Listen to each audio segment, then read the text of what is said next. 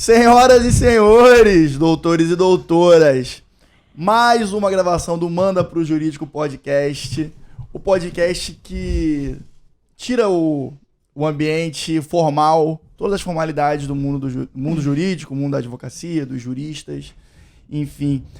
Antes de tudo, te pede aquela moral, deixa o like, compartilha, passa pra pessoa que possa estar interessada nesse tipo de conteúdo.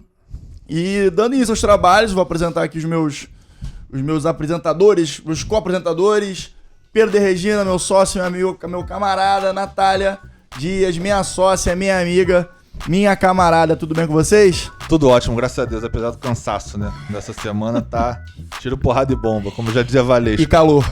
Muito calor. Gente, é muito importante dizer, a gente grava toda quinta-feira à noite. Então, assim, a gente vem da ceia da semana, chega aqui quinta-feira à noite, normalmente a gente chega com aquela cara. Só que o Rodrigo, ele nasceu tanto pras câmeras que ele tava aqui morto, com Red Bull na mão. Ele bateu a palminha pra começar, ele já fica glow, entendeu? A pele fica até mais bonita. Rodrigo, você se transforma na frente das câmeras, cara. Que é isso? É a falsidade do show business.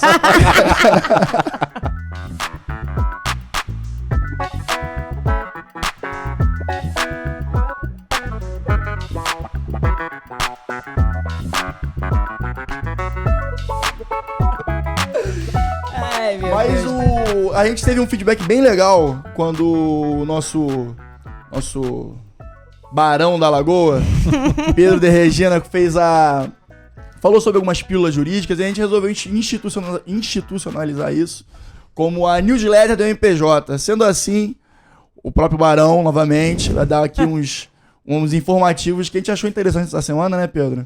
É isso aí, o primeiro deles é o 0303 nas companhias de telemarketing, que agora vão ser obrigatórias, para você poder saber que é o telemarketing te enchendo o saco, né? Porque ninguém gosta de telemarketing, vamos ser sinceros aqui. Nossa, já vamos ser cancelados pela galera aí do telemarketing, mas que seja, eu quero que ele me cancele, porque eu não quero que continue me ligando.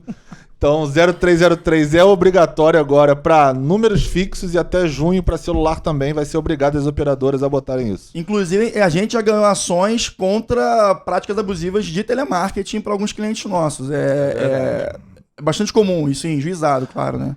E a outra é sobre máscara, né? A gente tava pandemia. Tava não. Tava, mas não tava, tá naquela, né? Ninguém sabe direito, tomara que acabe o quanto antes, porque ninguém aguenta mais. Não ia ter, mas teve, né? Eduardo Paz, nosso querido prefeito, foi o primeiro a liberar o uso de máscara e agora alguns outros municípios já também liberaram. E o de vocês, já liberou, não liberou? O que vocês acham disso aí? Comenta aí depois pra gente. Isso aí acho que vai ser um conflito que vai ter em algumas cidades, algumas mais conservadoras, outras não. Mas, se Deus quiser, que se torne uma tendência, né? E que a pandemia vire uma endemia e depois vire... Enfim, nada. Ninguém aguenta. Mas é engraçado porque tiraram a máscara, a obrigatoriedade, mas eu ainda vejo várias pessoas usando. Eu também. Sim. Muitas pessoas Vocês usam? Principalmente. Eu não uso. Não, inclusive, o Uber, ele lançou uma nota dizendo que os motoristas devem usar e os clientes também devem usar máscara. O posicionamento dele foi de manter a máscara. E é isso, né? Ele é uma empresa privada. Pessoalmente. A orientação dele. Se não quiser, usa o 99, né? Pessoalmente, eu uso a máscara em ambiente fechado e em ambiente aberto eu já dei uma legalizada. Porque ainda mais não, calor, em ambiente né? aberto aqui no Rio de Janeiro já tem um tempo que a gente podia não usar máscara. Sim, verdade. Agora que tem esse decreto que a gente não precisa usar mais em lugares fechados, etc, etc. No metrô também eu amei. E no Rio de Janeiro, particularmente, eu não sei de onde vocês são, mas aqui é muito quente. Essa época do ano é muito difícil usar máscara. Sensação gente, térmica de 43 máscara na graus. academia. Eu agradeci a Deus por não precisar mais usar máscara na academia, gente. Verdade. Porque aquilo... Putz, nossa senhora. Bom... Eu quase morri. Com isso, dizendo que eu quase morri... Ai, que gancho, hein?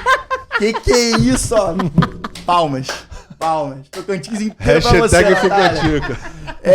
Agora com esse gancho, assim, totalmente despretensioso. Espontâneo. Natural. A gente vai abordar um tema no direito civil que acaba sendo, de certa forma, um tabu em certas situações, mas é extremamente necessário. Assim como a questão do casamento, né? Também um pacto antinupcial pode ser um tabu para uma relação.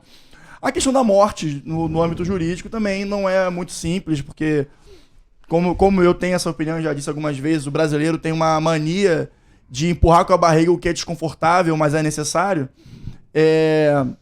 a questão de espólio, abertura de inventário, e, enfim, todas as consequências jurídicas que abarcam o evento da morte de alguém, o brasileiro meio que esquece. Aí quando acontece o evento, né, vira aquele bom meu boi, que Deus nos acuda e o advogado que se vire. Basicamente é isso. Nesse sentido, eu acho que vocês querem entrar... Direito sucessório, né? Sucessório. O famoso Pacto Saizine. Ou, pra quem fala francês, vai ter uma pronúncia aí muito melhor que eu. Aí eu já não sei, porque eu não fiz francês, mas...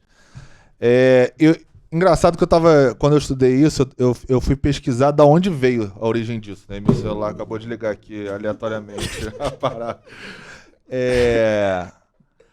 Saizine começou, na verdade, só que uma introdução. Eu gosto muito dessa questão de etimologia, origem da palavra e tal, da história. E Saizine, aí vem pílula jurídica aí meio misturada. A gente vai nessa.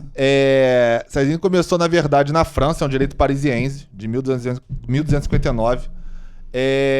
Na época de Idade Medieval, onde o senhor feudal tinha aquela questão lá com os servos dele, e aí o primeiro caso foi do imigrante, onde então esse servo tinha lá um terreninho que o senhor feudal dava para ele, e aí quando ele morreu, os herdeiros deste imigrante quiseram tomar posse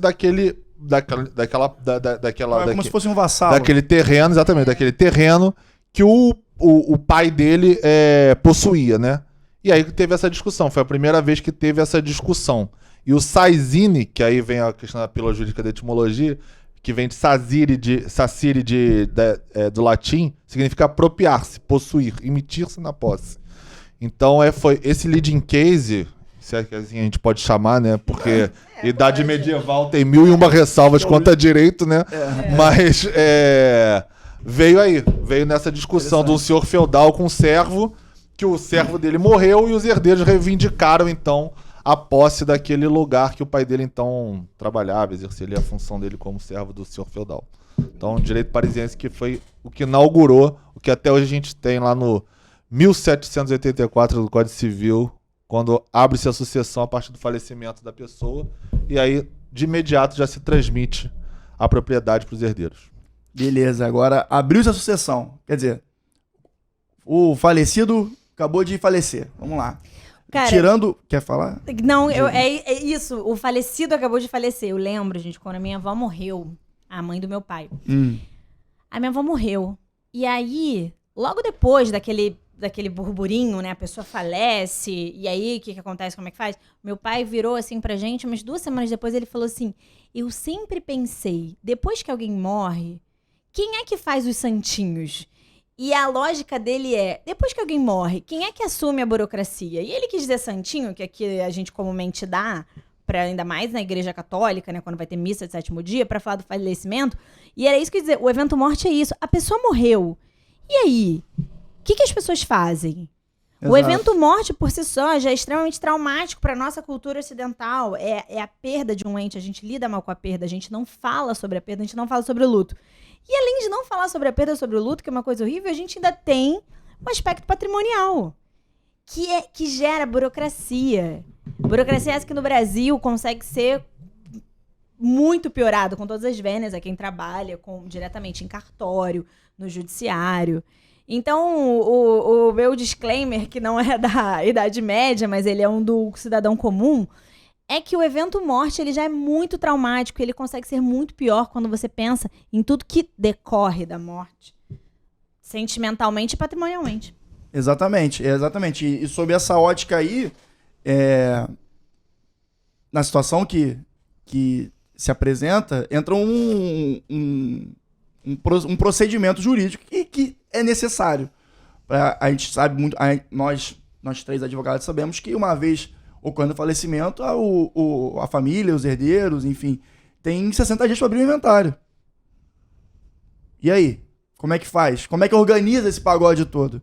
E aí, por isso que é o que a gente sempre fala aqui também, a importância de um advogado especialista no tema. Com certeza. Porque, vamos dar um exemplo, você vai contratar Sei que isso rola muito, né? Ah, meu primo vai fazer o procedimento. É. Aí, pô, o primo dele é de um dos herdeiros é especialista em direito do trabalho. Cara, não tem nada a ver. É igual eu, que trabalho num determinado tema que não tem nada a ver com direito do trabalho, trabalhar com numa ação trabalhista. Eu não tenho a menor noção de processo do trabalho. Entendeu? Enfim. Só um pequeno desabafo. Mas e aí? Eu morri. Eu não, gente. Eu quero ficar viva por muito tempo ainda. Morreu a pessoa. O que eu faço? Inventário judicial ou extrajudicial? Por que eu opto por um ou por outro? Eu posso optar por um ou por outro? E aí? Esse é um tema legal e antes disso também, além do inventário extrajudicial, também tem o testamento, porque às vezes a pessoa pode ser deixada no testamento, né? Então, o testamento existem várias formas, aí não é muito foco da nossa questão aqui abordar. Não, mas eu acho que é válido. Porque tem testamento cerrado, entendeu? Eu acho que isso não é muito sim. foco da gente. Não, Mas assim, sim, existe o testamento geral. que a pessoa pode delimitar. Exatamente, ali. Obviamente, dentro dos parâmetros legais, senão o testamento pode ser considerado nulo, por exemplo. Se eu tenho um herdeiro. Porque assim, como é que eu vou saber quem são meus herdeiros, né? Porque às vezes o leigo não sabe. Quem são meus herdeiros? Muito fácil você saber, quem estuda, obviamente, mas se você não tiver essa dúvida, 1829 do Código Civil. Você digita lá, CC02 no Google, vai aparecer o primeiro site que é do Planalto do Governo, você clica, vai no artigo 1829 que vai ter a ordem da vocação hereditária. E ali você vai ver exatamente qual é a ordem de quem tem que receber o quê. Então primeiro vai ser lá os descendentes em concorrência com o cônjuge, se a pessoa for casada. Depois vai ter os ascendentes, enfim. E aí por aí vai nos incisos ali embaixo do 1829. Então, se você tiver alguma dúvida, se você consultou o advogado, por exemplo, e ele não foi claro, dá uma pesquisada lá que lá você vai ter toda essa informação da ordem certinha que você tem que seguir. E por que eu tô falando isso? Porque no testamento, apesar de você deixar isso previamente estabelecido através de uma escritura pública, você também pode prever, mas se você violar esta regra, o seu testamento pode ser considerado nulo, tá? Então é importante, se você quiser fazer o testamento, outra vez, consultar um advogado especialista para que ele possa fazer de uma forma que o seu desejo não conflite com a lei e, consequentemente, aquilo que você pagou advogado, pagou escritura, quando você efetivamente morrer, não estou desejando a morte de ninguém não, mas isso acontece com todo mundo, assim, para os seus herdeiros vai ter esse problema. Então, esse já é o primeiro ponto. O segundo ponto que a Natália tocou foi extrajudicial ou judicial. Em regra, o extrajudicial... Explica a diferença primeiro. Em regra, o extrajudicial é mais barato, é mais rápido, por vários motivos. Primeiro, judicial, você tem que contratar naturalmente advogado para fazer, você tem que fazer a relação de bens, você tem que pagar custas processuais, você vai ter que respeitar os prazos processuais para participar de todos os trâmites. Então, a grosso modo, na prática mesmo, quando que você opta pelo judicial? Basicamente em duas situações. Quando você envolve um menor ou um incapaz, e aí você não pode fazer extrajudicialmente, porque um dos requisitos da lei é que as pessoas tenham a capacidade civil para estar participando desse inventário extrajudicial. E quando você é um menor ou incapaz, porque a pessoa está, sei lá, interditada porque ela tem uma doença, alguma coisa específica, você não pode fazer extrajudicialmente. Então, esse é um dos casos que a pessoa vai ter que ir para o judicial, né? Porque vai ter opinião do Ministério Público, por exemplo, se tiver um menor, para saber se a forma que os herdeiros estão partilhando, ou seja, dividindo os bens do falecido, não vai prejudicar o interesse do menor. Então é por isso que o Ministério Público entra, para ver se aquela forma que os herdeiros estão acordando não vai prejudicar o menor. Mesma coisa do incapaz, o curador, né, a pessoa que está ali com a curatela da pessoa que é incapaz. Explica o que é mentalmente. É a pessoa que cuida, é um representante legal da pessoa que tem algum tipo de deficiência, por exemplo, uma deficiência mental, alguma, sei lá, a pessoa tem um Alzheimer, por exemplo, ela não está na capacidade civil dela para pensar, raciocinar, lembrar das coisas, assinar nenhum documento. Então, ela vai ter uma pessoa que vai representá-la nos atos civis dela, como, por exemplo, nessa ação judicial de inventário. Então, nesses casos, vai ter que ser judicial, tá? Abro um parênteses aqui, existe uma decisão do Tribunal de Justiça de São Paulo, mas ela é bem isolada, isso não é uma regra, mas existe. Na verdade, existem duas, em Taubaté e outra no município que é... Pirassununga. Então são 3, porque a outra não tem uma na era... comarca Então de tem 3. Pirassununga. Mas são poucas, são decisões isoladas, todas em São Paulo, Eu curiosamente. marquei porque é uma amigona minha, Espiraçununga. Ah, Então, tá. aí eu vi que a Espiraçununga... Tinha outra, eu esqueci o nome, é uma cidade que eu vanguardista. nem conhecia, apesar de eu já ter morado no estado de São Paulo. Mas era 3 São Paulo, e curiosamente as 3 de São Paulo, então, que autorizaram pela demora, pela burocracia, pelos entraves que estavam tendo no inventário, que fosse processado extrajudicialmente e assim o menor não seria prejudicado nos termos lá acordados judicialmente, mas que o juiz ali delegou a função pro extrajudicial para não prejudicar justamente o menor. Então foi alguma coisa assim. Exatamente. Apesar da regra e da lógica ser para não prejudicar o menor, o juiz entendeu que seria menos prejudicial se eles resolverem aquele assunto específico no extra. Então, eles assim concederam. Eu vi uma decisão dessa de Pirassununga, é interessante porque o juiz fala assim, tem esse princípio, né, que até deriva do ECA, do melhor interesse do menor. E no caso, eu achei ótimo, foi um exercício ótimo da lei. O melhor interesse do menor não era ficar ali séculos no inventário, era você fazer pelo extrajudicial. Eu achei maravilhoso. O cara ainda faz vários elogios ao cartório, atividade cartorária. Eu acho que foi muito legal mesmo. Essa que eu vi foi de Taubaté e desse outro município que eu não tô lembrando agora o nome. Mas Pirassununga, então, outra aí, tudo São Paulo. Nada impede que você tente no seu estado, no Rio, aqui, por exemplo. Salvo engano, essa é dia do fim de dezembro. Mais outra vez, o que vai ser o que vai ter que ser analisado nesse caso dos menores, o melhor interesse do menor, e o Ministério Público vai ter que concordar com isso. Então, essas são 2 diferenças assim que você tem que fazer. E uma coisa que às vezes as pessoas não sabem, eu vou lá no cartório, faço e assino. Não é assim. Por exemplo, na Secretaria aqui do Rio, no Rio de Janeiro, você tem que fazer a escritura de herança pública na Secretaria de Fazenda. A Secretaria de Fazenda vai... Peraí, você tá falando do extrajudicial agora. Do extrajudicial, Só que eu acho importante falar outra coisa também do extrajudicial, diga. Que tem que haver um acordo entre os herdeiros. Sim, porque se tiver disputa, naturalmente você vai pra justiça. Judicial. Né? Eu acho que é bom dar esse passinho pra trás pra informar isso. Sim. Porque não havendo acordo entre os herdeiros, por exemplo, tem um patrimônio, vamos jogar um número pra arredondar, 1 milhão em patrimônio para ser distribuído entre os herdeiros. Se são 2 herdeiros, vai dividir 50-50, tem um acordo lá, faz uma, entre aspas, apuração de haveres ali, né, do patrimônio para dividir certinho, tendo um acordo entre as partes, há a possibilidade do extrajudicial. Não havendo esse acordo, porque quero aquele imóvel ali, eu quero aquela casa na praia em Cabo Frio, e também tô querendo a minha casa lá em Petrópolis, sei lá. Aí tá tendo essa confusão, esse barata voa, aí não vai ter jeito, vai ter que ir pro judicial, porque vai ter que ter um terceiro para fazer essa mediação entre as partes, as partes, né?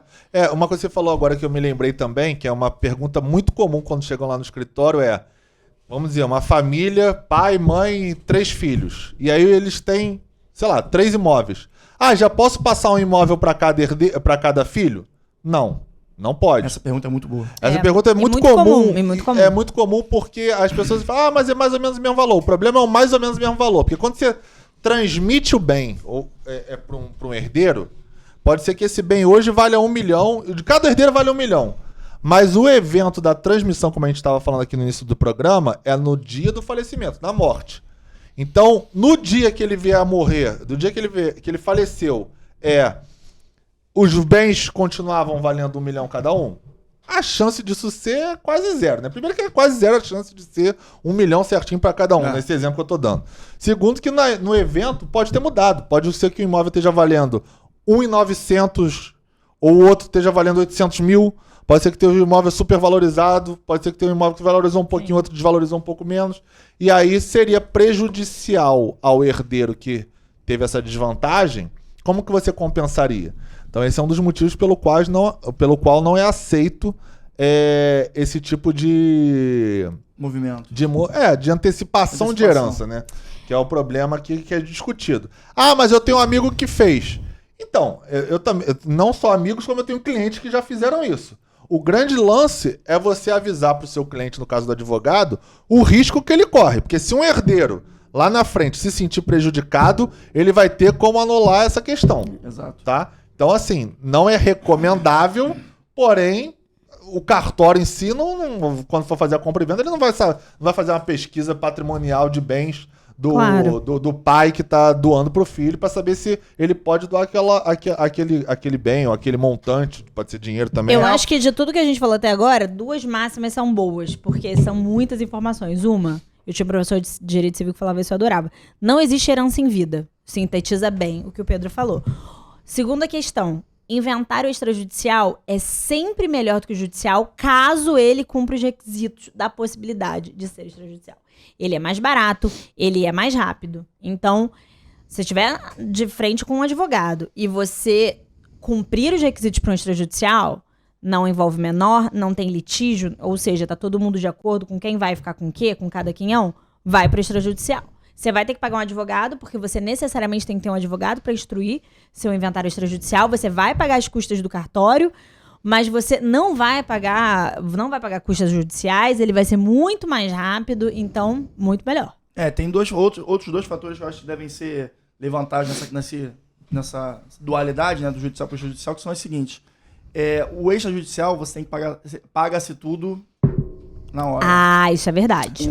Isso é verdade. O judicial pode se pagar ao longo do tempo, o espólio pode ir Só pagando que tem um conforme... detalhe, porque você só termina a partilha depois que você paga integralmente o tributo. Então, eu acho que só é vantajoso se você não tem como pagar de cara. Exato. Se você não tem como pagar de cara. Se você precisa parcelar, ok. Mas você também fica com o seu inventário parado até você terminar de pagar o imposto de transmissão. Exatamente. E muitos espólios, muitos espólios, né? Espólio, quando a gente fala espólio, fazer uma definição bem rasa, é o conjunto do patrimônio ali que vai vir a ser distribuído entre os herdeiros, né? Sim. Muitas vezes o espólio, por exemplo, tem alguns imóveis e eles geram valores originados de locações. Esses valores vão ser diretamente feitos, vão ser direcionados para o pagamento da tributação do ITCMD, né, que é o Imposto de Transmissão Causa-Morte. Nesse sentido, o pagamento vai ser dado ao longo do tempo e vai demorar pra caramba para você desembaraçar tudo, enfim, não ter mais as custas a serem pagas.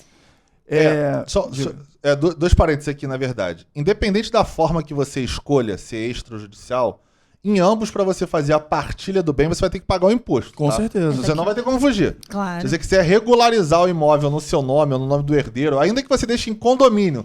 Pô, sei lá, nós 3 somos herdeiros, porque vamos dizer que somos mesmo pai e mãe. A gente recebeu herança, mas a gente não tem dinheiro para pagar. Vai ficar em condomínio, 33% para ela, 33% para mim e 33% para o Rodrigo, tá? E só o parênteses que eu queria fazer, porque eu não sei se ficou claro, quando você faz um pai doa em vida um imóvel para a Natália, vamos dizer que fossem mesmos pais, né? Vamos dizer que nós somos irmãos. Um imóvel para a Natália, um para o Pedro, um para o Rodrigo. Não é que seja efetivamente proibido ele fazer este movimento. Só que o problema é quando você faz isso, qual é a recomendação?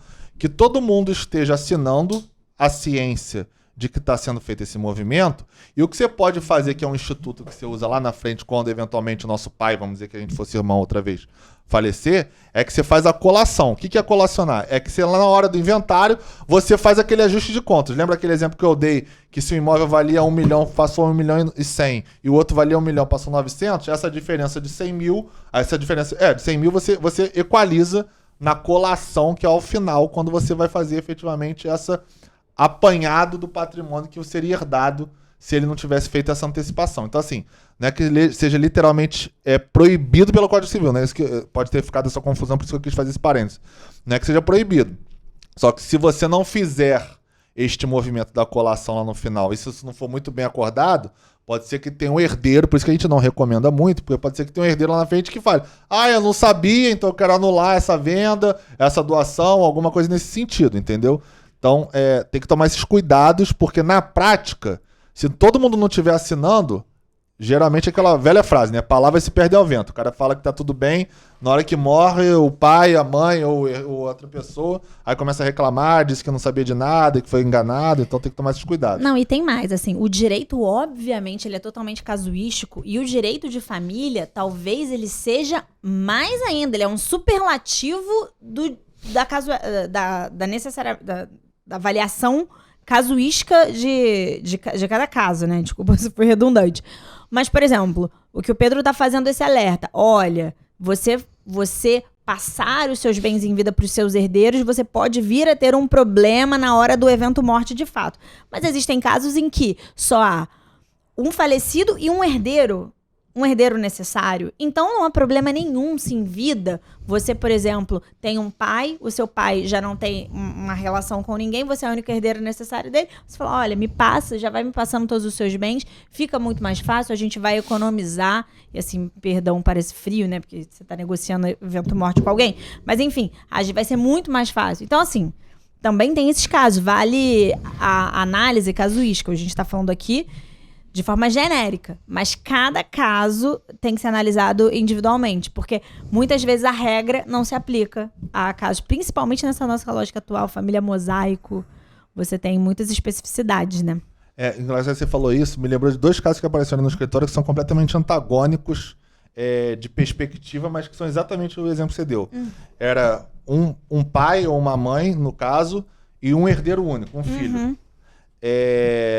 Um desses herdeiros fez esse movimento, já me passa tudo em vida, e o que é ok. Mas é o que eu falo, aí você tem que tomar certos cuidados. Por quê? Porque um dos casos que eu falei, foram 2, né? Um desses casos, o herdeiro pegou tudo e deixou a mãe sem nada. Esse era a mãe, no caso. Nossa.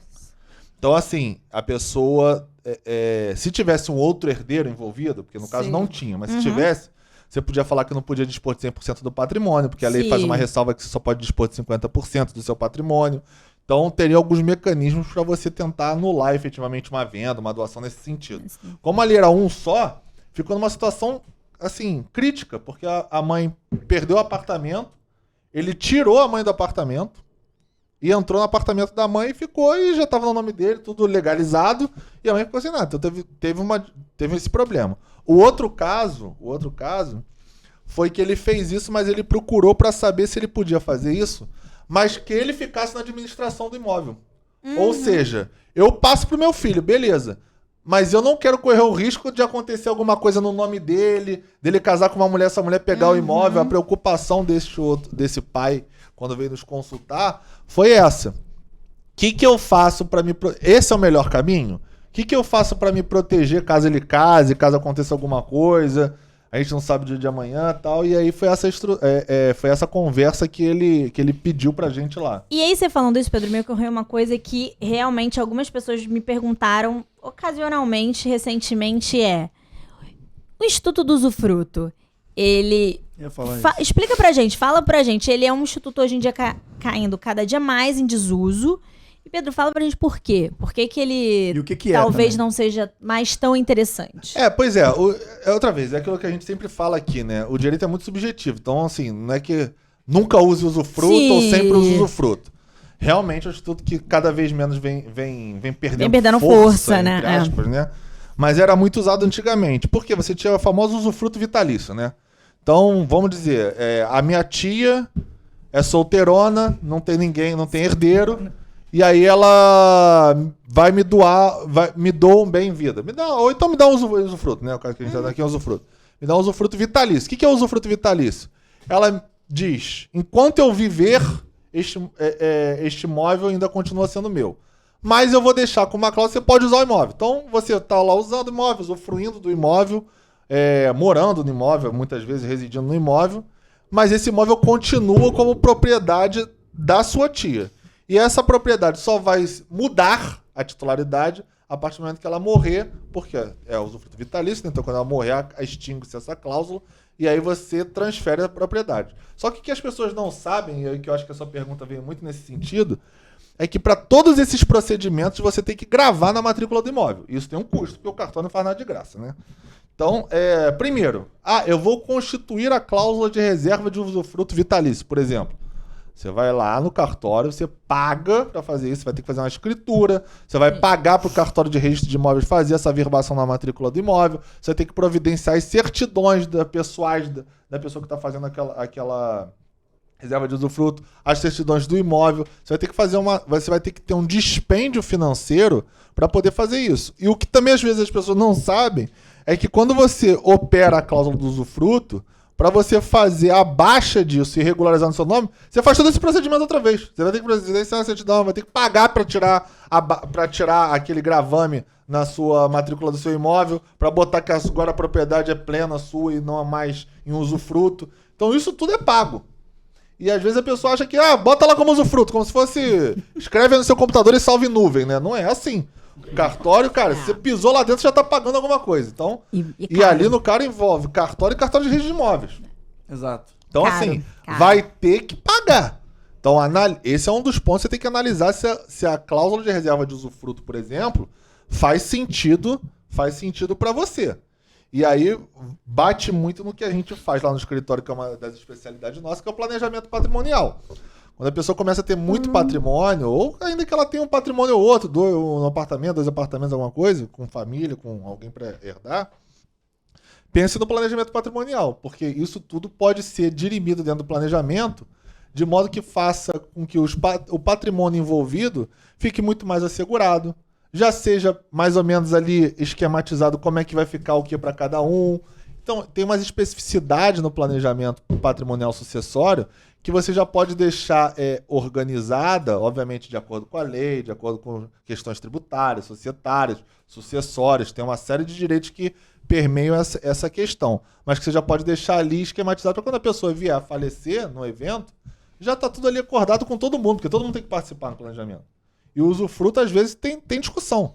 A gente já pegou vários casos no escritório que a pessoa deixou isso, foi para a justiça, porque o inventário teve discussão, e você não conseguia tirar. E aí você começa a ter discussão jurídica, uma coisa que a pessoa em vida era o desejo dela, e o desejo dela acabou não se concretizando, porque começou a ter briga judicial. Então, outra vez, que o Rodrigo muito bate nessa tecla. Vai num advogado especialista, consulta, de repente consulta até mais de um. Por que não? E tira essas dúvidas. Pergunta especificamente e vê se o cara não vai titubear na resposta. Porque ele tem. É claro, a resposta é clara. Obviamente aqui a gente trata tudo no abstrato, porque não tem nenhum caso concreto. É até difícil você pegar uma pauta ali, a gente fala meio que. Inclusive, gente, se alguém gerais, tiver um caso concreto que quiser tirar dúvida, manda pra gente. Porque não tem nada que um advogado fique mais feliz do que ver um caso concreto que ele possa explorar. Família, então, eu lembro das minhas provas na Merge. Fulano, casou com Ziclano, teve 2 filhos, separou, não sei o que, não sei quem morreu. Parecia tipo uma equação, sabe? Uma questão do Enem. Era muito legal. Tem que até ficar voltando pra sim, gente, a gente desenhava a sucessão, assim, porque... árvore. Exato, é bem legal.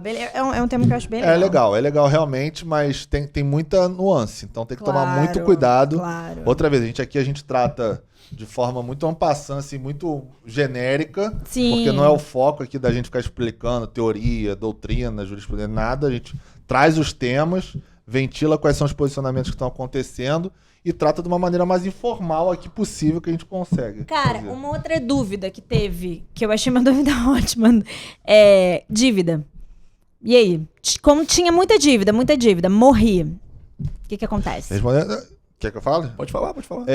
Então, dívida. Uma coisa que também muita pessoa pergunta é isso. Passa para os herdeiros, não passa? Né? Se o patrimônio, se o acervo patrimonial que foi herdado for suportar a dívida, ou seja, eu recebi de herança 1 milhão e tenho uma dívida de 200 mil. Este patrimônio de 1 milhão vai servir para pagar a dívida de 200 mil. E eu vou receber de herança 800 mil reais, dividido entre meus irmãos, entre o cônjuge do meu pai, alguma coisa nesse sentido, né? Obviamente, outra vez, dependendo do regime de casamento, de quem são os herdeiros, né? Vocação hereditária, tudo isso. Mas é assim que funciona. Se a dívida for maior, ou seja, eu vou receber 1 milhão, mas a dívida que meu pai tinha, por exemplo, era de 1.200, os credores vão botar a mão em 1 milhão. Alguém vai morrer nesses 200. Gente, a dívida não ultrapassa. Então é isso. Se você morreu com dívida e você tinha R$0, os seus credores, infelizmente, vão morrer com essa dívida na mão. A realidade dos fatos é essa. Porque assim, sendo mais concreto, pro brasileiro médio endividado, ele não tem patrimônio. Então, sim, quando ele morre, a dívida morre com ele. Pelo menos não é porque essa é uma preocupação muito comum, muito razoável. Meu pai tinha um empréstimo, meu pai tinha um financiamento, meu pai tinha crédito consignado, ou eu tô falando meu pai, mas pode ser minha mãe, alguma coisa assim. E aí, morreu? Ou a pessoa deixou patrimônio pra cobrir, se não tem, Mas, Nada Pedro, podemos fazer. você acabou até adiantando um pouco a pauta, mas vamos nesse ritmo que eu acho que vai funcionar bem. O ritmo tá bom. Planejamento patrimonial. Eu acho que é um instituto, eu vejo dessa forma, que o brasileiro não tem não tem noção da importância que pode trazer para uma sucessão, para uma continuidade de relação familiar saudável, que o Brasil não tem essa noção. Nesse sentido, na prática, o que se faz no planejamento patrimonial? Qual é a mudança de perspectiva de uma sucessão convencional, seja ela judicial ou extrajudicial, para uma sucessão que há um planejamento patrimonial prévio, que tem esse caráter de direito preventivo que a gente sempre fala? Eu acho que esse é o detalhe, é a prevenção. No planejamento patrimonial, você pode prever e já se antecipar em alguns mecanismos jurídicos e algumas questões sucessórias que no inventário não vai. O inventário morreu, vai ter que abrir o inventário e seguir a ordem jurídica normal da coisa, como o código prevê lá que você vai ter que fazer. O procedimento é engessado. No planejamento patrimonial, você se antecipa e com o tempo em vida você já vai planejando. Porque assim, planejamento patrimonial ele não existe uma fórmula. Então, qual que é o objetivo do planejamento? É você construir uma sociedade familiar onde as pessoas vão trabalhar, cada um vai ter sua participação e os bens vão estar ali divididos entre eles? Ou não, é um planejamento sucessório, o cara já está morrendo, ou ele já está planejando o evento futuro lá da morte dele, ele já quer deixar tudo mais ou menos organizado para quando ele falecer, a família não precisar passar por inventário, toda essa burocracia que a gente acabou de falar. Então, assim, você tem que analisar tudo isso e ver. O que eu vejo muito de dificuldade. Primeiro, o brasileiro realmente não tem a cultura de procurar advogado preventivamente e acaba gastando dinheiro. Então, por exemplo... Gastando mais dinheiro. Porque bem mais. O inventário judicial, e aí, assim, é uma questão até de tabela da ordem. Você joga aí qualquer tabela da OAB, aí se você for do Rio, RJ, por exemplo. Vai aparecer lá o valor mínimo, mas vai aparecer lá um parâmetro para você ter. Por exemplo, tabela da ordem, acima de 500 salários mínimos, você paga 3% do valor patrimonial total, mais a fração ideal que ultrapassar esse valor de uma tabela 4, que está nesse mesmo PDF lá da tabela de honorários da OAB. Isso é se o cara cobra o mínimo. Então, se o escritório de advocacia cobra algo ainda mais, além disso, ainda vai ter algum outro percentual. No planejamento patrimonial, a regra não é essa. Em regra, os planejamentos patrimoniais são cobrados 2% em cima do patrimônio da pessoa. Então, só aí você já vê uma economia de 1% do valor do patrimônio total, fora que você não tem essas faixas de alíquota que passarem, se você passar efetivamente dessas faixas de até 100, até 200, até 300 salários. E isso o Pedro tá falando só do custo do profissional. Exatamente. Você também tem uma economia tributária. Exato. Que é um grandíssimo lance, né? Sim. Então... mas aí tem vários caminhos, Sim, várias exatamente. nuances. Mas é isso que a gente tá falando, que o Pedro tá falando. Se você analisa casuisticamente o patrimônio, quais são os patrimônios e qual é o objetivo da família que está fazendo, você consegue se planejar para essa transmissão, esse é o imposto, vamos evitar, como é que você pode fazer? Tudo dentro, obviamente, do formato legal. Como eu já disse, eu acho que eu disse, não sei qual foi o episódio que eu disse isso, o papel do advogado é justamente esse. O cliente apresenta o caso e apresenta a vontade dele. Sim. Se tratando de um caso de direito preventivo, né, que é o planejamento patrimonial ou sucessório. A partir dessas demandas apresentadas pelo cliente, o advogado vai fazer a interpretação delas e vai construir algo que mais se adeque à vontade do seu cliente, né? Foi legal a Natália fazer essa intervenção, porque realmente, em regra, você vai ter uma economia tributária significativa. Sim. Agora, quando você não contrata um especialista, ele, ao invés de fazer um planejamento, ele faz um planejamento super agressivo. E aí você pode ter problema no CARF, na Receita Federal, porque ele entende que você não está fazendo um planejamento, por exemplo, porque você está preocupado na sucessão do seu filho. Ele vai entender o fisco que você está fazendo aquele planejamento para não pagar o imposto. E aí isso, obviamente, é ilegal. A chance de você ser autuado, se você fizer um planejamento muito agressivo, porque, na verdade, você não está fazendo com algum substrato econômico, alguma justificativa plausível para estar fazendo aquilo e sim simplesmente para não pagar o imposto, aí você tem grande chance de ser autuado. Sim. E além disso, você ainda tem benefício. Às vezes trabalhista. Sim. A gente tem um caso agora que envolve trabalhista. Tem credor, por exemplo. A Natália tá falando de credor. Uma coisa é você contratar com a pessoa física, outra coisa é você contratar com a pessoa jurídica. Exato. Tem várias nuances. Por exemplo, qual o capital social dessa empresa? Qual o valor daquela empresa? Se aquela empresa, sei lá, representa 100 mil reais, você fizer um contrato de 1 milhão, você sabe que você está fazendo uma contratação correndo o risco de tomar uma volta de 900. Gente, só um disclaimer. O Pedro tá falando sobre empresa, não sei o que, não, porque em regra, num planejamento societário, não é que eu faço muito também, isso, né? Também. Num planejamento patrimonial, você pode, e a lógica de tudo indica para isso, você constitui uma empresa. Então, você tira toda a lógica da pessoa física e institui uma pessoa jurídica. Exatamente. Quando a gente fala assim, gente, a gente pode dar a impressão de que isso é uma coisa pro Lehman fazer, tipo, o dono da Ambev. Não é o que o Pedro falou. Se você tem, obviamente, que a pessoa que não tem patrimônio nenhum ou que ela tem um bem, não faz sentido.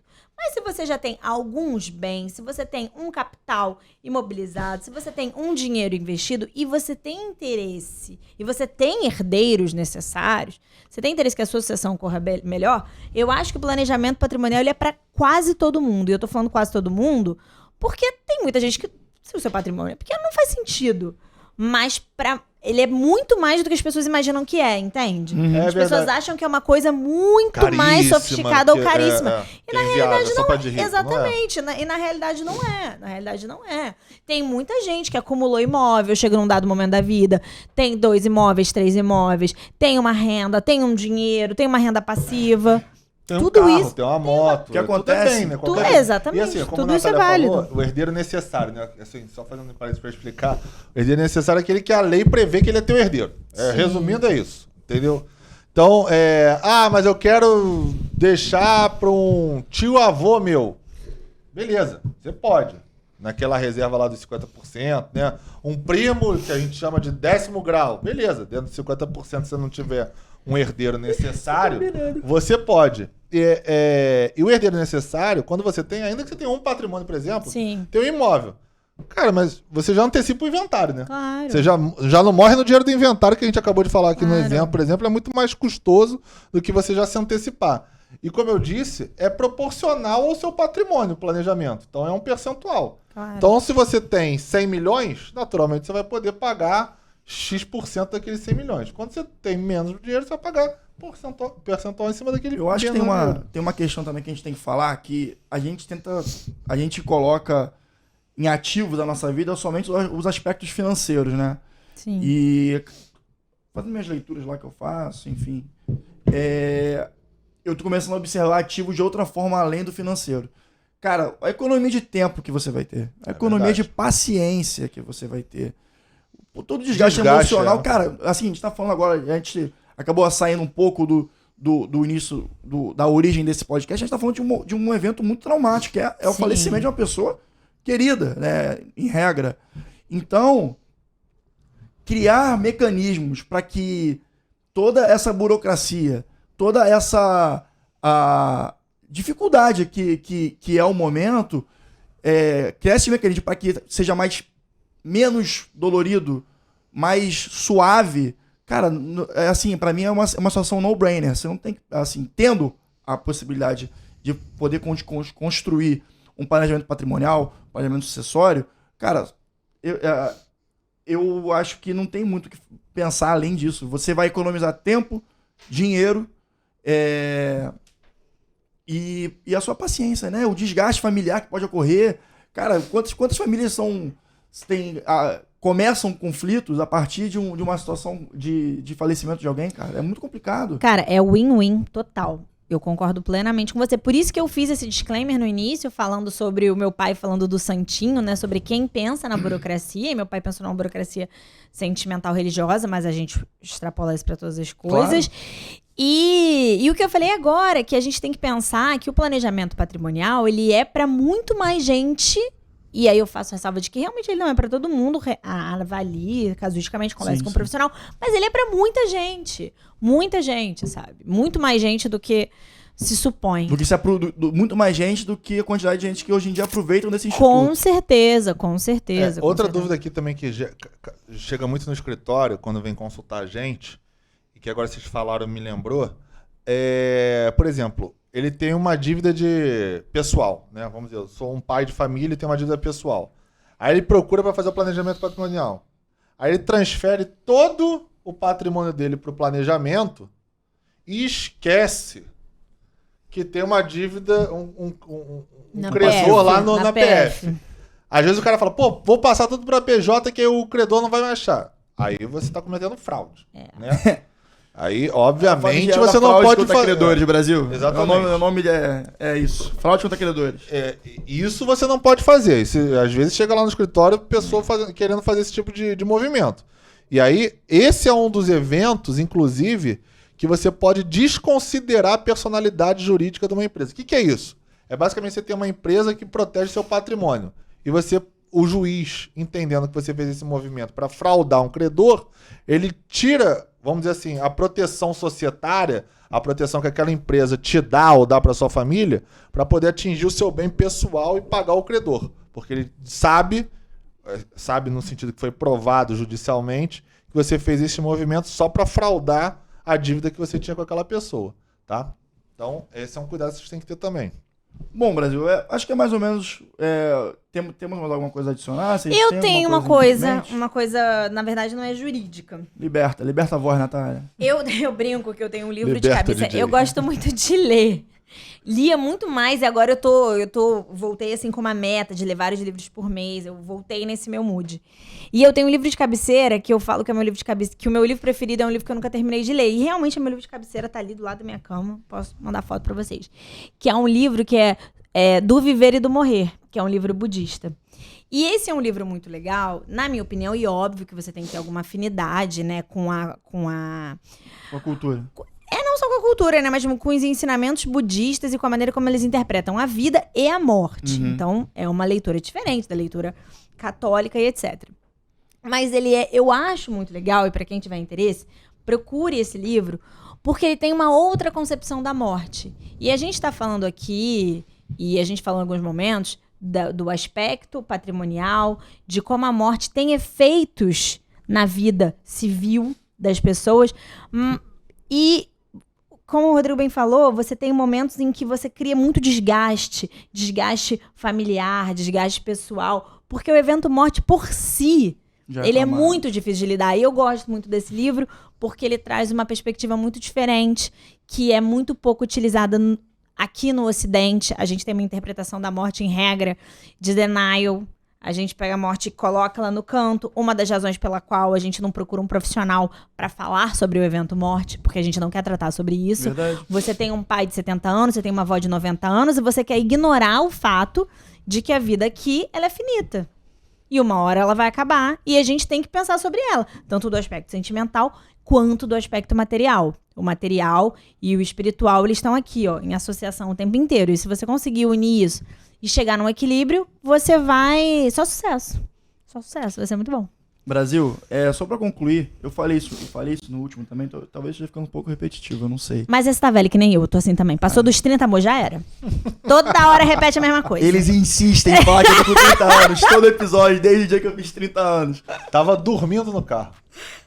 Dormindo. A humilhação, ela vem. Trintou, testosterona baixa, dormiu no carro. Não, peraí, não humilha, Pedro. Não, Pedro, não humilha. Vamos voltar o foco aqui, por favor? Obrigado. Gente, pra concluir, gente, o que vocês puderem investir para que as relações humanas que vocês têm continuem saudáveis, investir, eu falo juridicamente, né? Eu recomendo fortemente, porque já basta todos os outros desgastes que a gente tem na vida. Vamos criar situações nas quais família começa a se tornar um problema, né? E como é que a gente faz para evitar que esses desgastes aconteçam? Manda pro jurídico. Manda pro jurídico. Gente, olha só, uma observação. Meu esmalte tá combinando com o microfone. Então deixa eu terminar. Qualquer dúvida, manda pro jurídico.